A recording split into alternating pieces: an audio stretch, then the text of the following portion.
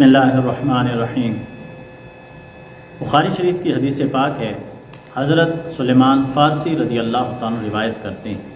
حضور نبی اکرم صلی اللہ علیہ وسلم نے ارشاد فرمایا، جو شخص جمعے کے دن غسل کرے، خوب اچھی طرح پاک صاف ہو کر اچھے کپڑے پہنے اور تیل استعمال کرے، اور پھر جو گھر میں خوشبو میسر ہو اس کو لگائے اور مسجد کی طرف چل پڑے، اور جمعہ کی نماز ادا کرنے کے لیے دو لوگوں کے درمیان نہ گھسے، یعنی جہاں جگہ ملے وہاں بیٹھ جائے، اور پھر جتنی ہو سکے نفل نماز ادا کرے، اور پھر جب امام خطبہ شروع کرے تو اس وقت وہ خاموشی سے سنتا رہے،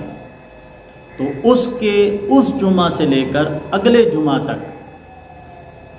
اللہ رب العزت اس کے گناہوں کو معاف فرما دیتا ہے۔ اللہ رب العزت کی بارگاہ میں دعا ہے، اللہ رب العزت ہمیں جمعے کا حق ادا کرنے کی توفیق عطا فرمائے۔